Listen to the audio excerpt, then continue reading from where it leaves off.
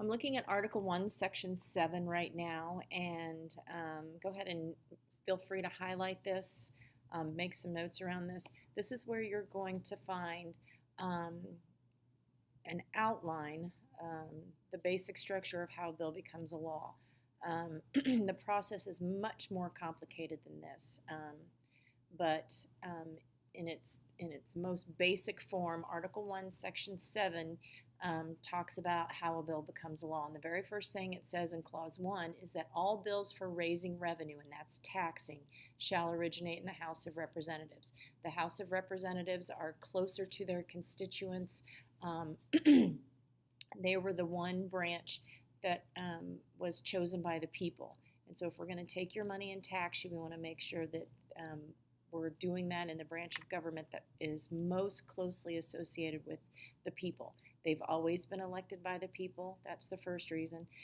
They serve the shortest amount of time. So if we don't like what they're doing, we can get them out quicker. They only serve 2 years as opposed to the Senate, who serves 6 years. And they represent a much smaller number of people. They only represent a district in a state as opposed to the senators who represent everyone in that particular state. So if we are going to raise your taxes,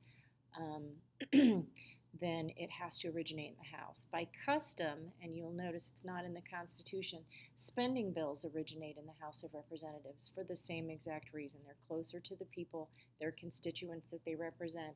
They've always been elected by the people. They serve for a shorter amount of time, and the size of their constituency is much smaller. It's just the size of their district and not the whole entire state.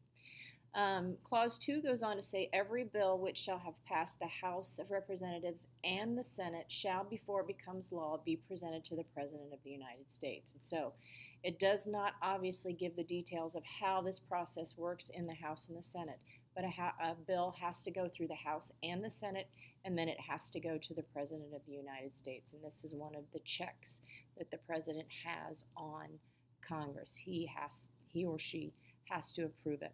If he approves and signs it, if he approve, he shall sign it, then it becomes law. But if not, he shall return it. And so there is a check on the president here. And so if you go down, it says, right here, if after such reconsideration of 2/3 of that House shall agree to pass the bill, it shall be sent together with objections to the other House. So that's called a congressional override. So if the president vetoes this bill, he sends it back to the House where it originated, and they, with 2/3 of a vote in that House, can pass it on to the other House. So if it's sent to the Senate, or excuse me, the House of Representatives first, if 2/3 of the House of Representatives wants this to become law, they can vote in favor of it. Then they'll send it to the Senate, and which shall likewise, and if they approve by 2/3 of them, then it will become law. So you have the presidential check on Congress by having to sign it or to veto it.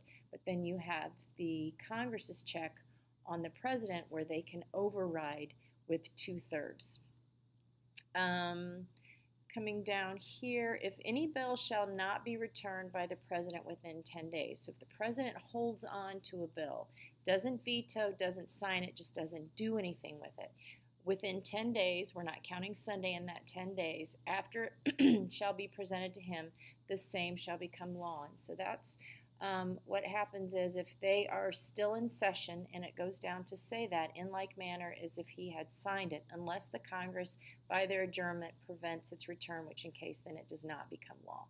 So what that's saying is if the president doesn't do anything with it in 10 days, if they are still in session, if they have not adjourned for this session, then that bill becomes law without the president's signature. If they do adjourn and they're not in session during that 10 days, then it does not become law.